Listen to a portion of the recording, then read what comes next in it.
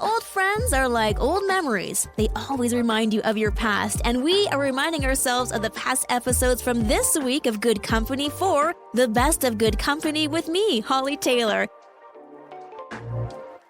I'm Hollie Taylor, and tomorrow is April Fool's Day, and quite often people get into prank mode, and they come up with some pretty clever pranks. I remember I worked for a radio station once that just kept playing the same song over and over again, and they did it, I think, for an hour, and people started to call in. Now, keep in mind, major market, they only played it 12 times, but that's still 12 times. Or format flips where you think you're getting Christian music and then suddenly you get smooth jazz.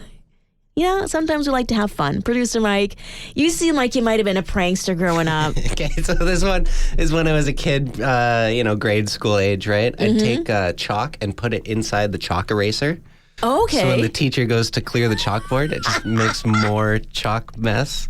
And the teacher was always like, look at that. Somebody put chalk. I think half the time she was like, just pretended not to see it. Yeah. Yeah. And then there's me laughing hysterically in the background. Got you. Mrs. Bork. Was that her name? Yeah. Shout outs to Mrs. Bork. Miss Bork, grade 5 and 6. Yeah. Having to put up with this guy. For 2 years in a row. Oh, man. See, that takes creativity, cleverness. It's fun. Ingenuity. Kids who like to do pranks. I know my high school, they used to do a grade 12 prank. Maybe your school used to do that. In fact, it looks like Colin's school did a prank. He said when he was in grade 12, they had a prank where in the bathroom, the poor lobsters, they put a lobster in the toilet. Scared the teachers. Well, yes, and students. Colin, what did you do with the lobster after? Like, you can't give it back to the store. Does somebody now have a pet lobster? Do you cook it? I don't know. Did you get in trouble? Colin, I just have so many more questions now from your text message, but that's okay. Feel free to text him with your prank stories, 905-338-1250. Let's do one more. Amy says, the last performance of every church musical, there was always some kind of prank that happened. One day, there were little superhero figurines in the nativity scene for a Christmas play for the last performance. Oh, man, I wonder if anybody noticed. Subtle things that sometimes only the cast get, but yeah, that's funny. I love this story for so many reasons, but a part of me feels a little jealous because can you imagine having the same neighbor for 4 decades?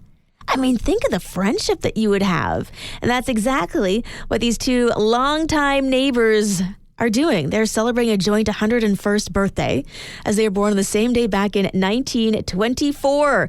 Anne and Josie, and they've actually lived side by side since the 80s. How cool is that? That to me just shows like stability. It shows you've got some good roots in that community where when we look around today, everyone has to move so frequently, it feels, just to be able to live a little bit more affordably, people living and moving out of the city. The pandemic really shifted things for us as well. But for these two fabulous ladies, they've been together for 4 decades. I'm sure a lot of cups of sugar have gone back and forth. So I'm curious, how long have you been living by your neighbors? For me, we just moved again, so not even a year. Oh man, I think the longest neighbor or span living next to a neighbor would have been about 5 years. We move around a lot, but maybe you've beat that 5-year mark. Maybe you are close to 40. Would love to hear your neighbor stories. 905-338-1250. Call or text. I'm Hollie Taylor, and I am most days desperate for a sweet deal. That's right. I feel like everything is so expensive. My friend went to Costco the other day and she took it to her socials about how shocked she was. She had 6 items in her grocery cart and guess how much she paid? Go ahead, guess. Producer Mike, how much did she pay? 6 items, Costco. 6 items, $40, $30. You don't go to Costco, do you? No. That's just like a thing of honey. I live by myself. Why would I go to Costco? Sorry, 6 items. One thing was of meat. And yeah, I would think maybe 40 or 50. $245 later. Yeesh. She took a picture of the cart and I was like, what? Why? How? How much of that was taxes? I'm so confused.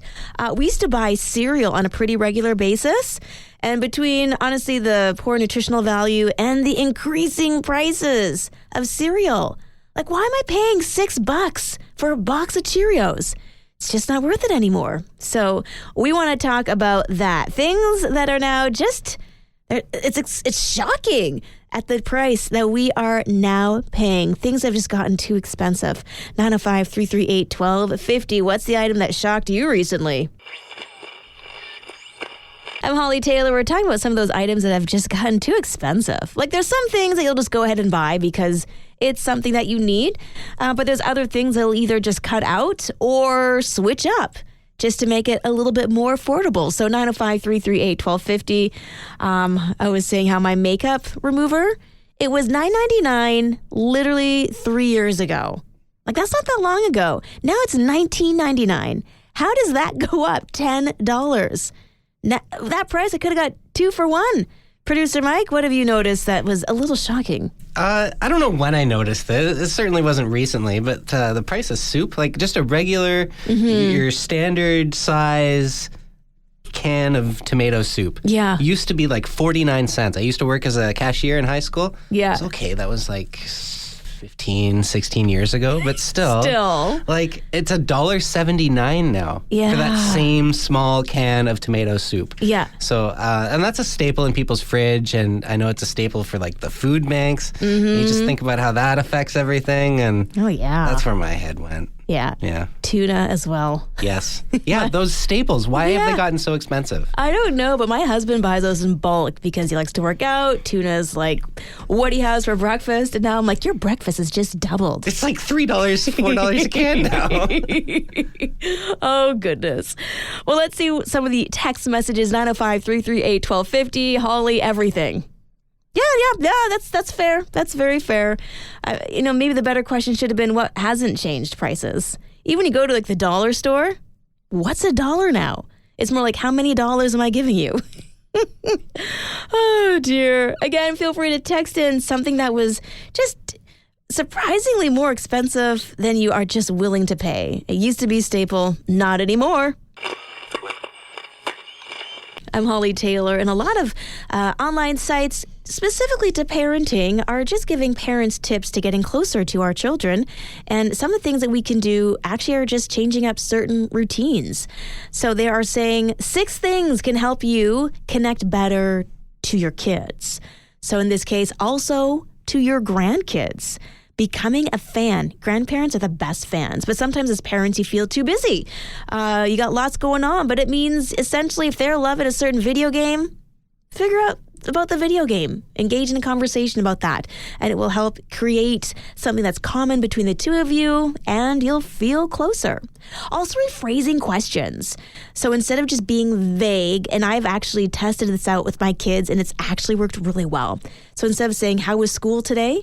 I now say, what was a highlight, low light, and a medium light? It's actually been really cool. Now they ask me that same question about work. And generally my highlight is working with producer Mike, but... Oh, go on. No, you've asked me that too as well. Yeah. What's a highlight, medium light, low light? Yeah. Yeah. It's a good, makes you think more critically about your day, I think. Exactly. Instead of, how was your day? Good. You're making emotionally intelligent little kids. I'm trying to. Yeah. I mean, somebody in our house has to be. All right. Owning your own mistakes. I do this. I make so many mistakes. I'm very quick to temper. That's something God is still working on me with. 80 years, we're still learning the lesson. So I will say, ooh, sorry, I shouldn't have responded so volatilely. Like it's, I wish I would have done this. And it's actually working pretty good. Trying new things. So that can be fun. Maybe together do a cooking class or try a new recipe or try a new craft or a new game. And this one can be challenging because growing up for me, I remember my mom saying, stop crying or I'll give you something to cry about. And now seeing her as a grandma with my kids and she's all like, oh, that makes you sad. That's okay. You can cry. And I see my kids responding so much better to that. And I'm like, where was that parenting tip when I was young? And then parenting yourself. I mean, we all get a chance to learn and grow every day.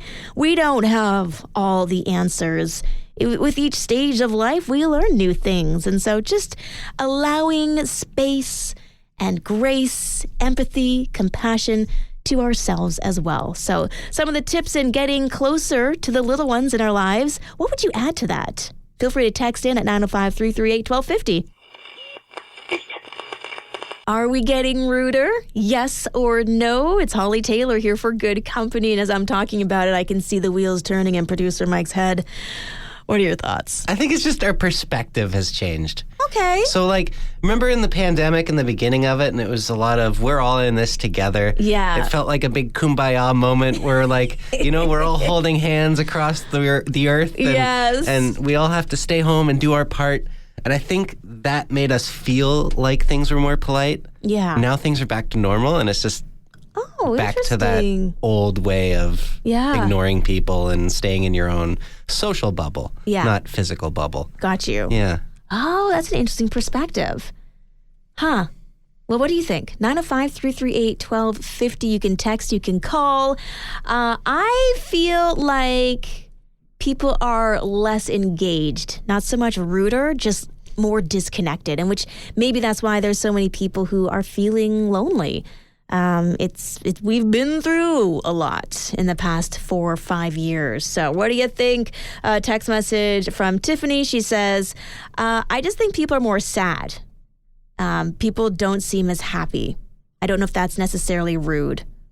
Okay. So we're walking around maybe feeling a little more sad. It's depression, is that it? Yeah. It's global depression? Yes. I don't like that. No, I'd almost rather someone be arrogant and rude at me than know that they are depressed and sad. But no, that's a good observation, Tiffany, because mental health illness, they do say, is on the rise. So for us to take time and to smile, to be intentional with our engagements, I think it's going to go a long way. We have a great opportunity now to be lights in a sad, depressed, dark world. Oh, that sounds sad, doesn't it? But there's still a lot of good, a lot of joy, and a lot of wonderful things that we can bring to the table. So keep on smiling and keep on spreading the light.